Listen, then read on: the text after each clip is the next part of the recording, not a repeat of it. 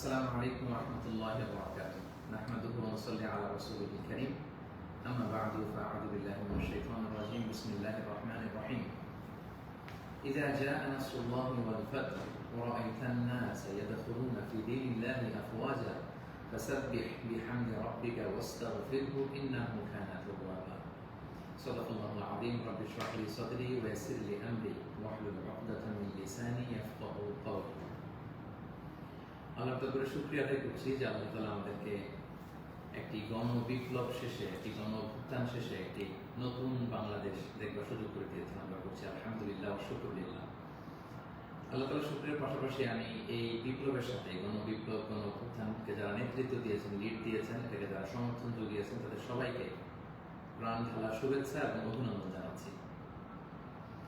এই বিপ্লবকে বাস্তবায়ন করবার জন্য যারা নিজের দেহের তাজা রক্তটুকু বিলিয়ে শাহাদাত বরণ করেছেন, আমি শুরুতেই তাদেরকে গভীর শ্রদ্ধার সাথে স্মরণ করছি। তাদের রূহের মাগফিরাত কামনা করছি এবং শাহাদাতের সর্বোচ্চ মাকাম আল্লাহ সুবহানাহু ওয়া তাআলার কাছে আমি কামনা করছি।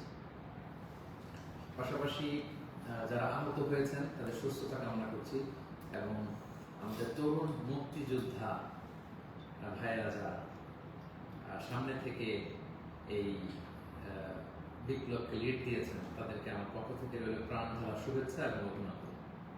বিশেষ করে বৈষম্য বিরোধী ছাত্র আন্দোলনের যে নেতৃবৃন্দ বা সমন্বয়ক ভাইয়েরা, যারা আপনারা এখনো পর্যন্ত অনেক পরিশ্রম করে যাচ্ছেন, আমাদের সকলের পক্ষ থেকে আপনারা সালাম জানবেন, শ্রদ্ধা জানবেন এবং ভালোবাসা জানবেন।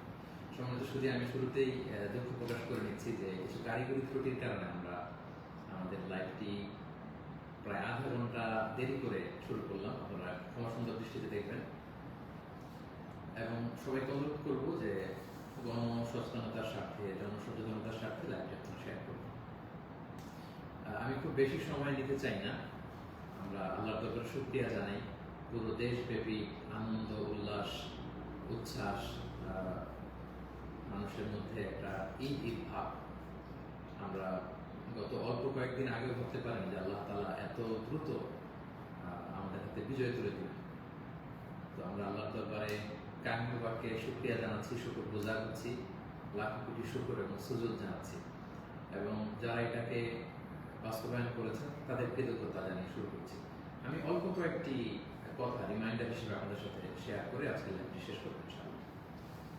সমাজের সাথে প্রথম কথা হচ্ছে যে আমরা একটা সাময়িক বিজয় অর্জন করেছি, কিন্তু আমাদের সংকট কিন্তু কাটেনি, অন্ধকার কাটেনি। এখন আমরা গত রাতে কিছু ক্যাওটিক সিচুয়েশনের কথা শুনেছি বাংলাদেশে, আপনারা দেখেছেন অনেকে।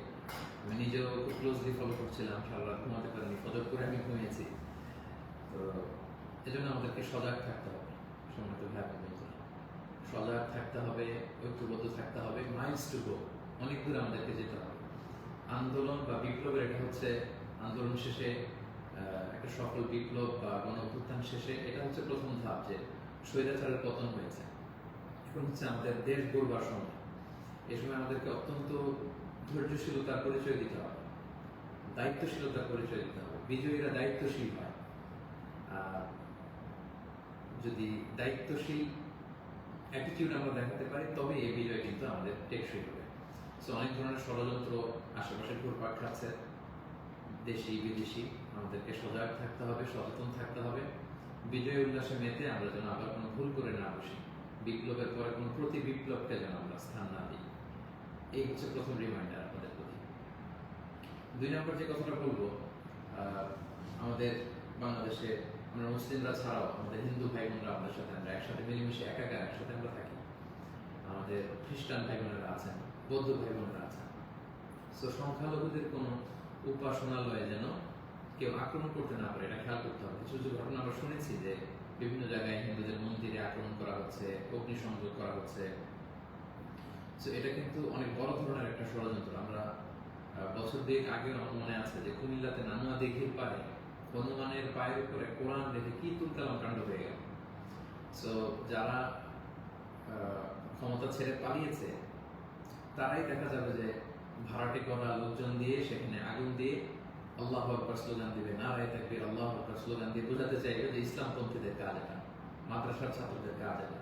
সো এত কাঁচা কাজ যেন আমরা না করি, আমরা যেন তাদের এই ফাঁদে পা না দিয়ে আমরা যেন সচেতন থাকি।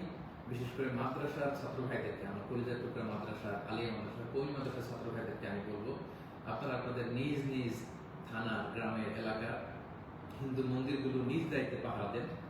প্যাট্রোলিং করবেন ভাগ করে করে, সকালে বিকেলে কারা দায়িত্ব পালন করবেন। মাদ্রাসার শিক্ষক যারা আছেন তারা এটা দেখভাল করেন। সামনের এক দুই দিন খুবই গুরুত্বপূর্ণ। আমরা চাই না যে আমাদের বিজয়টা এভাবে নষ্ট হয়ে যায়। এই জাতীয় ষড়যন্ত্র যারা করছে তাদের ষড়যন্ত্রকে আপনারা নস্যাৎ করে দিন সংঘবদ্ধভাবে। সো এটা আমাদেরকে খেয়াল রাখতে হবে। কিছু অগ্নিকাণ্ড বা বিচ্ছিন্ন ঘটনা যদি ঘটে, দেখা যাবে যে যারা এই বিজয়ে খুশি না তারা এটাকে ইন্টারন্যাশনালি তারা এটা প্রোপাগেট করবে। তারা বলবে যে Bangladesh is on terrorist attack, জঙ্গি অ্যাটাকে কবলে পড়েছে বাংলাদেশ, ব্লা অনেক ন্যারেটিভ তারা দাঁড় করাবে এবং এটা করতে তারা বড় করবে। সো আমরা এত সহজে এই বিজয়কে নষ্ট হতে দিব না। আমার 2 নম্বর রিমাইন্ডার হচ্ছে আমার প্রিয় বিপ্লবী ভাই এবং বোনদের প্রতি, বিশেষ করে মাদ্রাসার ছাত্র ভাইদের প্রতি, আপনারা খেয়াল করে সংখ্যালঘুদের কোনো স্থাপনাতে, উপাসনালয়ে যাতে এই জাতীয় ঘটনা না ঘটে ক্লোজ অবজারভেশন করুন, পাহারা দিন, নিরাপত্তা দিন। এটা আমাদের দায়িত্ব। আমরা এবার যদি ভুল করে ফেলি তাহলে বাংলাদেশে ইসলাম অনেক পিছিয়ে যাবে। বাংলাদেশ সমৃদ্ধ বাংলাদেশ গড়বার যে স্বপ্ন, এটা অনেক পিছিয়ে যাবে। 3 নম্বর যে কথাটি আমি শেয়ার করতে চাই সেটা হচ্ছে, আমরা প্রায় বলি যে ইতিহাসের সবচেয়ে বড় শিক্ষা হচ্ছে যে মানুষ ইতিহাস থেকে শিক্ষা নেয়। আমরা যেটা দেখলাম প্রায় 1.5 যুগ ধরে বা 1.5 দশক ধরে যে ক্ষমতাসীন দলটি ছিল, তারা যখন আজকে বিদায় নিল, বিদায় তো না, বেসিকলি তারা বাধ্য হয়ে ক্ষমতা ছেড়ে পলায়ন করেছে। তো তাদের বিদায়টা আসলে কেমন হলো যদি আমরা একটু বিশ্লেষণ করি, অ্যানালাইসিস করি, যে আপনার ক্ষমতার দাপটে বাকি মহিষে এক ঘাটে পানি খেতে, এরকম অবস্থা। এসএসএফ আপনাকে সিকিউরিটি দিত, আপনার সামনে বহর, পেছনে বহর, কত সিকিউরিটি, কত ন্যাশনাল প্রোটোকলের ব্যবস্থা আপনি করেছেন। কিন্তু আজকের বিদায়টা আপনার কেমন হয়েছে? পুরো দেশব্যাপী গণধিক্কার, ঘৃণা, বদয়া ছাড়া কিছু আপনি হাসিল করতে পারেন। সো এ থেকে আমাদের রাজনীতিবিদদের, আমাদের সকলের শিক্ষা গ্রহণ করা উচিত। আপনার বিদায় কেউ কাঁদেনি, কেউ কোনো সংবর্ধনা দেয়নি, সহমর্মিতা জানায়নি, বরং আপনার অস্তিত্বই ছিল হুমকির মুখে। আল্লাহ তাআলা বলেন যে আমি হচ্ছি ক্ষমতার মালিক, আমি যাকে চাই, কুলিল্লাহুম্মা মালিকাল মুলক তুতিল মুলকা মান তাশা ওয়া তানজিউল মুলকা মিম্মান তাশা ওয়া তুইজ্জু মান তাশা ওয়া তুযিল্লু মান তাশা বিয়াদিকাল খায়র ইন্নাকা আলা কুল্লি শাইইন কাদির। আল্লাহ তাআলা হচ্ছেন ক্ষমতার মালিক, যাকে চান ক্ষমতার চেয়ারে বসান, যাকে চান সেখান থেকে টেনে হিচড়ে ক্ষমতার চেয়ার থেকে তিনি নামান। তিনি যাকে চান সম্মান দেন, যাকে চান তিনি অপদস্থ করেন, লাঞ্ছিত করেন। তার জলজান্ত প্রমাণ আমরা গতকাল কিন্তু দেখেছি। এবং তিনি হচ্ছেন ফাআলুল লিমা ইউরিদ, তিনি যখন যা চান তাই করতে পারেন। এর জন্য তাকে কারো কাছে জবাবদিহি করতে হয় না, রিপোর্টিং করতে হয় না। তিনি কুন ফায়াকুনের মালিক, তিনি হওয়া বলতে হতে দেরি হয় না। তিনি পাহাড়কে দরিয়া করেন, দরিয়াকে পাহাড় করেন, তিনি সম্মানিতকে অপদস্থ করেন, তিনি সমাজের লাঞ্ছিত অপমানিত লোকটাকে সম্মানের চেয়ারে বসিয়ে দিতে পারেন। তিনি হচ্ছেন আল্লাহ সুবহানাহু ওয়া তাআলা। মনে রাখতে হবে তিনি ক্ষমতার মালিক। আমরা যেন এটা ভুলে না যাই, ক্ষমতার চেয়ার পেলে আমরা যেন ভুলে না যাই যে আমি ক্ষণিকের জন্য এসেছি। সামনে যারা ইন্টারিম গভর্নমেন্টের লিড দিবেন, 3 মাস 6 মাস পরে জাতীয় ইলেকশনের পরে যখন আমাদের নতুন সরকার আসবে, তারা যখন ক্ষমতার চেয়ারে বসবেন, নিজেকে এই রিমাইন্ড যেন আমরা দিই যে আমরা যেদিন বিদায় নিব, যেদিন ক্ষমতায় থাকবো, সেদিন আমি আমাকে কেমন দেখতে চাই, সেই হিসাবটুকু করে যোগ বিয়োগ দিয়ে যেন আমরা ক্ষমতায় থাকাকালীন সময় আমাদের অ্যাক্টিভিটিস গুলো পরিচালনা করি। সো এই ইতিহাস থেকে আমরা বারবার শিক্ষা নিতে ভুল করি, হোঁচট খাই, আমরা যেন এটা না করি। আমি আমাদের জাতীয় নেতৃবৃন্দদেরকে বলবো, যারা আসন্ন নির্বাচনে নির্বাচিত হয়ে আসবেন, বাংলাদেশকে নেতৃত্ব দিবেন, নতুন প্রজন্মের বা পুরাতন অভিজ্ঞদের মধ্যে থেকে যারা মিলে সরকার গঠন হবে সামনের ইলেকশন শেষে, আপনারা মেহরবানি করে এই শিক্ষাটুকু আপনারা নেবেন। এবং বাংলাদেশে এটা তো আমরা দেখে এসেছি ছোটবেলা থেকেই, একদল ক্ষমতা ছেড়ে অন্য দলের লোকেরা তাদের উপর কিভাবে আক্রমণ করে যেদিন তারা ক্ষমতা থেকে যায়, আবার তারা ক্ষমতা আসলে তারা যখন ক্ষমতা ছেড়ে অন্য বিরোধী দল তাদের উপর আক্রমণ করে। এই রেশারেশি আক্রমণ আমরা চাই না, আমরা এর অবসান চাই। আমরা ইতিহাস থেকে শিক্ষা নিতে চাই। আমরা একটা সমৃদ্ধির বাংলাদেশ ঐক্যবদ্ধভাবে একসাথে হাতে হাত রেখে কাঁধে কাঁধ মিলিয়ে গড়ে তুলতে চাই। এটা হচ্ছে আমার 3 নম্বর রিমাইন্ডার। 4 নম্বর রিমাইন্ডার হচ্ছে, গতকাল আমরা দেখেছি যে স্বৈরাচারের পতনের ঘোষণার মধ্য দিয়ে পুরো বাংলাদেশ, পুরো লাল সবুজের পতাকা, পুরো 18 কোটি মানুষ আনন্দ উল্লাসে ফেটে পড়েছে। আমরা আল্লাহ শুকরিয়া আদায় করেছি, আমরা হাফ ছেড়ে বেঁচেছি, আমরা স্বস্তির নিঃশ্বাস ফেলেছি, আমরা নতুন করে একটা স্বাধীন বাংলাদেশ পাওয়ার একটা আকাঙ্ক্ষা আমাদের হৃদয়ে জেগেছে। সময় শুধুই কিন্তু দুঃখের ব্যাপার হলো আমরা মাঝে মাঝে আবেগে অথবা লোভে পড়ে অথবা হৃদয়ের জ্ঞান হারিয়ে এমন কিছু করে ফেলি যেটা আমাদের এই বিজয়কে, আমাদের অ্যাচিভমেন্টকে প্রশ্নবিদ্ধ করে, এটা ন্যায্যতাকে প্রশ্নবিদ্ধ করে। গতকাল আমরা দেখেছি যে উল্লাসিত জনতা তারা জাতীয় সংসদ ভবনে ঢুকে পড়েছে, গণভবনে ঢুকে পড়েছে, সেখানে যে লুটপাট, চুরি, যা বলা যায় এগুলো সব ধরনের কাজগুলো করেছে এবং এগুলো কিন্তু লাইভ ব্রডকাস্ট হয়েছে, বিশ্বব্যাপী ছড়িয়েছে। আপনারা আসলে কি মেসেজ দিলেন? আমাদের দেশের ছাত্র জনতা কিছু, তারা কি লুটপাট করে? যারা ক্ষমতা ছেড়ে পালালো তারা তো এটাকে ইন্টারন্যাশনালি প্রোপাগান্ডা বানাবে যে দেখুন কিরকম লুটপাট, চুরি, আক্রমণ এগুলোর মধ্যে দিয়ে তারা গণভবনকে দখল করছে, এটা তারা একটা ইস্যু বানাবে। তো এই ব্যাপারটাকে আমি খুবই অপছন্দ করেছি, খুবই। আমি বলবো না যে শিক্ষিত ছাত্র জনতা এমন করেছে, যেহেতু উল্লাসিত জনতা সেখানে ঢুকে পড়েছিল, এখানে ভালো মানুষ ছিল, খারাপ মানুষ ছিল, ছিচকে চোর ছিল, টোকাই ছিল, তারা এগুলো করেছে। কিন্তু আমি দেখে অবাক হয়েছি মাঝে মাঝে অনেক ভালো ফ্যামিলির ছেলে পেলে অথবা নামাজি, দেখে প্র্যাকটিসিং মনে হয়, তারাও এরকম ছবি দিয়েছে। কেউ গণভবনের বালিশ, কেউ চেয়ার, কেউ টেবিল, কেউ পাঙ্গাস মাছ, কেউ ফ্রিজের খাবার, যে যেরকম পেরেছে হরিলুট করেছে। তার এটা আমার চোখে এসেছে এবং গণভবনের নেম প্লেট নিয়ে আসছে। তো এই এতটুকু বিবেকবোধ বা চিন্তা শক্তি কি আমাদের নাই যে এটা তো রাষ্ট্রীয় সম্পদ, নিজের সম্পদ না, এটা তো ভাগ বটোয়ারা হচ্ছে না। আপনি যে গণভবনের চেয়ার নিয়ে আসলেন 3 মাস পরে যে আমাদের নিজেদের ভোটে নির্বাচিত আমাদের ট্রু লিডার যিনি হবেন, আমাদের প্রধানমন্ত্রী, তিনি কোথায় বসবেন? তার চেয়ার তো আপনি চুরি করে নিয়ে আসছেন। তিনি থাকবেন কোথায়? তার বালিশ তো আপনি নিয়ে আসছেন। একটা বালিশ নিয়ে এসে, একটা হাঁস নিয়ে এসে, একটা কম্বল নিয়ে এসে আপনি আসলে কতটুকু লাভ করতে পারলেন? কিন্তু গোটা বিশ্বকে আপনি একটা নেগেটিভ মেসেজ দিলেন এবং আমাদের এই বিজয়কে আপনারা প্রশ্নবিদ্ধ করলেন। এটা অনেক বড় ভুল আপনারা করেছেন সম্মানিত ভাইয়া, যারা এটা আপনারা করেছেন। আমরা পৃথিবীর বিভিন্ন জাতি গোষ্ঠীর মধ্যে থেকে তাদের অনেক ভালো গুণ দেখি, এগুলো কি আমরা নিতে পারি না? মানুষ তো নিজেদেরকে ভালো জিনিস দেখে দেখে সেগুলো অ্যাডপ্ট করে করে মানুষ নিজেকে সুন্দর করে, পলিশ করে। আমরা জাপানিজদেরকে দেখেছি তারা কত ভদ্র পরিচ্ছন্ন। অলিম্পিকে তারা খেলা দেখতে যে স্টেডিয়ামের মধ্যে দর্শকেরা যখন খাবারের প্যাকেট, চিপস, পানির বোতল, টিস্যু ফেলে দিয়েছিল, তারা অন্যান্য দর্শকদের মতো স্টেডিয়াম ছেড়ে চলে যায়। খেলা দেখা শেষে তারা নিজেরা সব ময়লাগুলো, গার্বেজগুলো পরিষ্কার করে তারপর ক্লিন করে সেই দর্শক গ্যালারি তারা ছেড়েছে। গোটা বিশ্বে তারা প্রশংসিত হয়েছে। তো এই যে তারা একটা মেসেজ দিল গোটা বিশ্ববাসীকে যে আমরা সিভিলাইজড, আমরা পরিচ্ছন্ন। আমরা আমাদের গতকালের বিজয় উদযাপন করতে যে কি এটা করতে পেরেছি?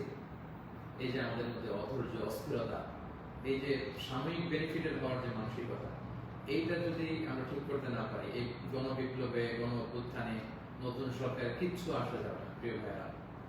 মানে I'm telling you the truth, I'm telling you the reality, এটা আপনাদের মনে রাখতে হবে।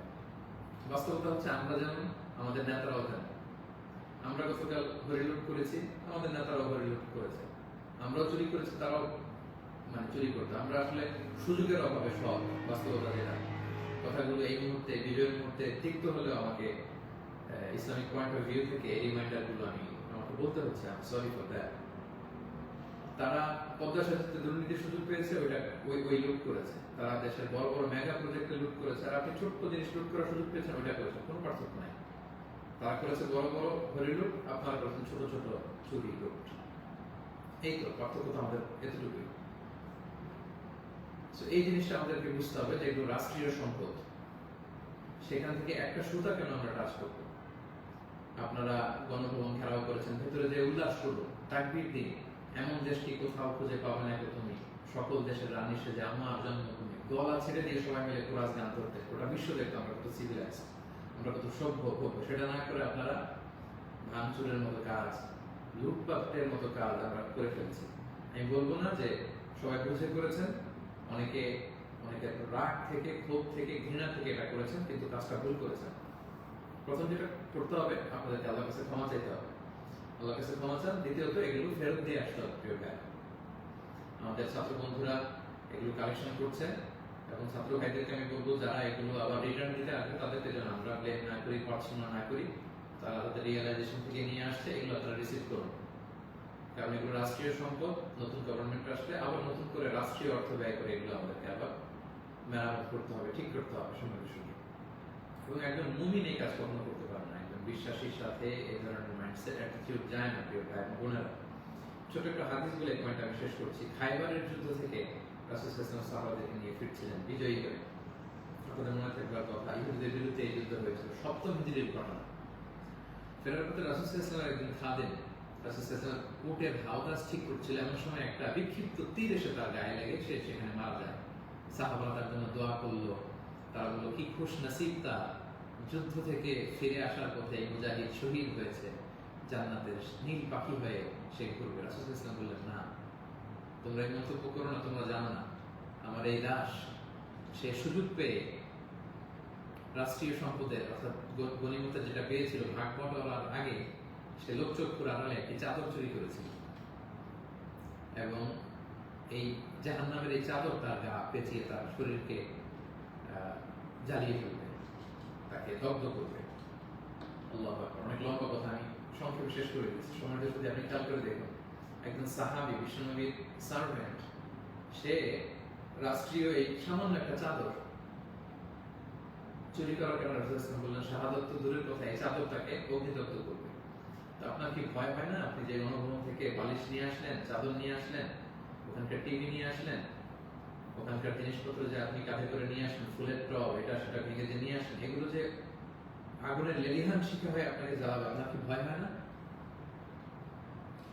এই মাইন্ডসেটে যদি আমরা থাকি, কোনো ভালো নেতাই আমাদের কিছু করতে পারবে না। 18 কোটি জনগণের এই হাইলি পপুলেটেড দেশে কেউ এসে কিছু করে দিয়ে যেতে পারবে না যদি আমরা নিজেরা না শুধরাই।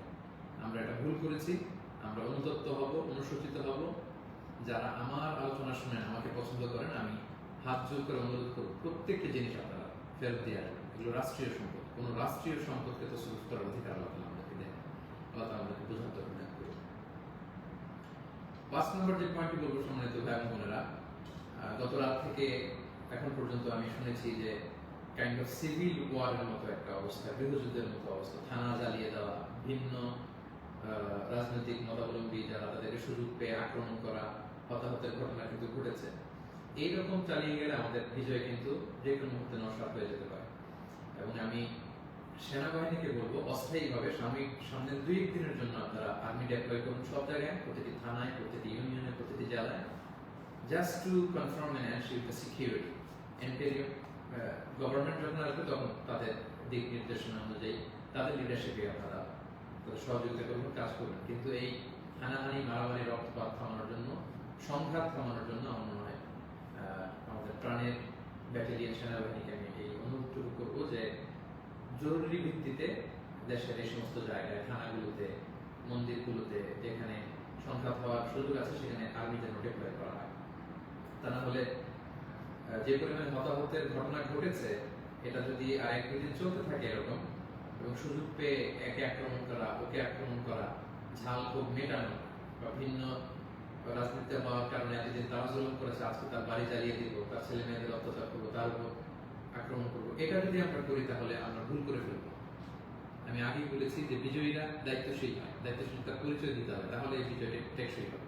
তা না হলে এভাবে লুটপাট শুরু হলে বলবে যে এই স্বৈরাচারী সরকার এত দেশে ভালো ছিল, এখন তো দেখে দেশের অবস্থা আরো খারাপ। এরকম কোনো কমেন্ট যদি কেউ করার সুযোগ না পায়, কেউ যেন এই চান্স নিতে না পারে, একটা গৃহযুদ্ধের দিকে যেন আমরা চলে না যাই। আল্লাহ তাআলা আমাদের দেশকে হেফাজত করুক সম্মানিত ভাই বোনেরা। এবং যারা বড় বড় অপরাধী ছিল, ক্রাইম করেছে, অবশ্যই তাদেরকে আইনের হাতে তুলে দিন, তাদেরকে ধরে রাখুন, বেঁধে রাখুন, পুলিশের হাতে দিন, সেনাবাহিনীর হাতে দিন, সংঘবদ্ধভাবে তাদেরকে আটকে রাখুন, তাদেরকে দেশ ছাড়তে, দেশ থেকে পালাতে আপনারা বাধা দিন। এই কাজটুকু করবেন। এটি ছিল 5 নম্বর রিমাইন্ডার।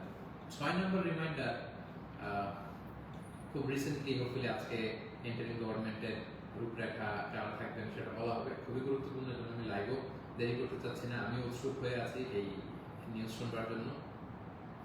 কিন্তু বর্তমানে যেহেতু সেনাবাহিনী সবকিছু নেগোসিয়েট করছে এবং আমাদের বৈষম্য বিরোধী ছাত্র আন্দোলনের ভাইদেরকে, সেনাবাহিনীর দায়িত্বশীলদেরকে আমি বলবো যে এখনো কিন্তু সন্ত্রাসী গোষ্ঠী বা অপশক্তি দেশের বিভিন্ন জায়গায় আছে। বিশেষ করে আমরা বিভিন্ন সময় দেখেছি যে ছাত্রদের হাতে আমরা রামদা, হকি স্টিক, তারপর অস্ত্র আমরা দেখেছি। বিভিন্ন সময় আমরা ছাত্রলীগের ছাত্রদের হাতে আমি দেখেছি যে তারা সাধারণ ছাত্রদেরকে এরকম আক্রমণ করতে একটা সাঁড়াশি অভিযান চালিয়ে গোটা দেশের ছাত্রলীগের যত সন্ত্রাসী আছে তাদের হাত থেকে এই অস্ত্রগুলো সিজ করতে হবে। শুধু ছাত্রলীগই না, এটা উদাহরণ হিসেবে বললাম, যত ছাত্র সংগঠন আছে কারো হাতে যদি কোনো আগ্নেয়াস্ত্র, অস্ত্র এগুলো পাওয়া যায়, খুব জরুরি ভিত্তিতে এগুলো পুরো দেশে সাহসী অভিযান চালিয়ে এগুলো সিজ করতে হবে। কোনো ছাত্রের হাতে, কোনো সিভিলিয়ানের হাতে কোনো গান, কোনো রামদা এগুলো যেন আমরা কখনো না দেখি। ছাত্ররা রামদা নিয়ে ক্যাম্পাসে তারা দাপট দেখাবে, এই দৃশ্য আমরা যেন বাংলাদেশে না দেখি। এরকম একটি পরিবেশ যেন আমরা তৈরি করতে পারি। আমি সেনাবাহিনীর কাছে অনুরোধ জানাবো, আমি সামনে যে ইন্টারিম গভর্নমেন্ট হবে তাদের কাছে অনুরোধ জানাবো, বৈষম্য বিরোধী ছাত্র আন্দোলনের ভাইদেরকে এই বিষয়ে গুরুত্ব দেওয়ার জন্য অনুরোধ জানাবো। কারণ আমি বিভিন্নভাবে আমাদের কিছু সোর্স আছে, আমরা জেলায় জেলায়, থানায় থানায় এরকম হতাহতের ঘটনা শুনেছি। সো এগুলো আমাদেরকে নিয়ন্ত্রণ করতে হবে। সবশেষে সম্মানিত ভাই এবং বোনেরা, আমি এই কথা বলে শেষ করতে চাই যে আমাদের ধৈর্যের পরিচয় দিতে হবে, আমাদেরকে শান্তি শৃঙ্খলা রক্ষার সর্বোচ্চ চেষ্টা করতে হবে। প্রতিহিংসার রাজনীতি আমরা বাংলাদেশে আর দেখতে চাই না। আমরা হানাহানি, মারামারি এটা দেখতে চাই না। আমরা জাতি, ধর্ম, বর্ণ নির্বিশেষে আমরা যেন সবার প্রতি মানবিক হতে পারি, আমরা সেটা চাই। আমরা চাই মেরিটোক্রেসির ভিত্তিতে আমাদের দেশ চলবে। দেশের যতটি চাকরি দেওয়া হবে, পদায়ন হবে, যারা সচিব হবেন, যারা বিসিএস ক্যাডার হবেন, যারা সরকারি আমলা হবেন, প্রতিটা চাকরি যেন মেধার ভিত্তিতে হবে। Meritocracy should be the national policy of Bangladesh, our new Bangladesh, our new independent Bangladesh. আমি দায়িত্বশীলদের কাছে অনুরোধ করছি, আমাদের ন্যাশনাল কয়েকটা পলিসি থাকা দরকার। সিঙ্গাপুরের 3-4টা জাতীয় পলিসির মধ্যে একটা হচ্ছে মেরিটোক্রেসি। রাষ্ট্রীয়ভাবে যেন ঘোষণা দেওয়া হয় যে মেরিটোক্রেসির ভিত্তিতে আমাদের বাংলাদেশ চলবে। আমাদের বিচার বিভাগ সম্পূর্ণ স্বাধীনভাবে এখানে কেউ হস্তক্ষেপ করতে পারবে না। কোনো চাঁদাবাজি আমাদের বাংলাদেশে চলবে না, কোনো ঘুষ বাংলাদেশে চলবে না। একটা সমৃদ্ধির বাংলাদেশ আমরা যেটা স্বপ্ন দেখি, আমরা যে স্বাধীন বাংলাদেশের স্বপ্ন দেখি, আমরা যেন একসাথে সেটা করতে পারি। Together we rebuild hour nation again, ইনশাআল্লাহ। সো সম্মানিত সুধী, আমি এই আহ্বান জানিয়ে শেষ করব, কেউ আইন শৃঙ্খলা অবনতি ঘটাবেন না, সংঘাতে জড়াবেন না, আইন নিজের হাতে তুলে নেবেন না। সংখ্যালঘু ভাইদের দিকে দৃষ্টি রাখুন, কারণ এইটাকে তারা টার্গেট করে একটা প্রতি বিপ্লব, দেশে একটা ক্যাওটিক সিচুয়েশন তৈরি করবে। এবং পুলিশ বাহিনী, সেনাবাহিনী, বিমান বাহিনী, র্যাব, আনসার, বিডিআর, প্রত্যেকটি বাহিনীকে আমি বলবো যে আপনাদের কাঁধে অনেক বড় দায়িত্ব। দেশের শান্তি, শৃঙ্খলা, সিকিউরিটি, নিরাপত্তা নিশ্চিত করে এগুলো আপনাদের দায়িত্ব। আসুন আমরা সবাই হাতে হাত রেখে, কাঁধে কাঁধ মিলিয়ে আমাদের নতুন বাংলাদেশ গড়ে তুলব। এই সামনের 1-2 দিন খুবই ক্রুশাল। আপনারা কেউই অস্থির, অধৈর্য হয়ে রাগে বসে বিভিন্ন থানা জ্বালিয়ে দেওয়া হচ্ছে, আমি শুনছি। সাধারণ পুলিশদের উপর আক্রমণ করা হচ্ছে। প্রিয় ভাইয়েরা, পুলিশরা খুব অল্প বেতনের চাকরি করে, তারা আমাদেরকে নিরাপত্তা দেয়। তো তারা উপরের অর্ডারে এতদিন এগুলো করেছে, তাই বলে আপনি পুলিশের উপরে আক্রমণ করতে পারেন না। আপনার দলের বিরোধী বলে আপনি তাদেরকে আক্রমণ করতে পারেন না। সুযোগ পেয়ে আপনি এই অন্যায়ভাবে এটার ব্যবহার আপনি করতে পারেন না। আমরা যেন সুশৃঙ্খল থাকি, আমরা যেন দায়িত্বশীলতার পরিচয় দিই। সম্মানিত সুধী, একটা মানবিক বাংলাদেশ, একটা সাম্যে পরিপূর্ণ, একটা সমৃদ্ধ বাংলাদেশ আমরা দেখতে চাই। অনেকেই আমাকে ব্যক্তিগতভাবে মেসেজ করেছেন, কল করেছেন, সবাইকে শুকরিয়া জানতে চেয়েছেন যে শাইখ আপনি কবে আসবেন। আমি আপনাদেরকে এতটুকু নিশ্চিত করছি যে আমি শীঘ্রই বাংলাদেশে আসছি ইনশাআল্লাহ। স্বাধীন বাংলাদেশে আপনাদের সবার সাথে আবারও পুনরায় সাক্ষাতের আকাঙ্ক্ষা এবং অপেক্ষায় আমি রইলাম। সাম্য, মানবিক মর্যাদা এবং সামাজিক সুবিচার প্রতিষ্ঠিত করে আমরা যেন একটা সমৃদ্ধ বাংলাদেশ সবাই গড়ে তুলতে পারি, সেই প্রত্যাশায় আজকে এই সংক্ষিপ্ত লাইভ সেশনটি এখানে শেষ করছি। হাদা মা ইনদি ওয়াল ইলমু ইনদাল্লাহি আলাইহি তাওয়াক্কালতু ওয়া ইলাইহি উনীব। আসসালামু আলাইকুম ওয়া রাহমাতুল্লাহি ওয়া বারাকাতুহু।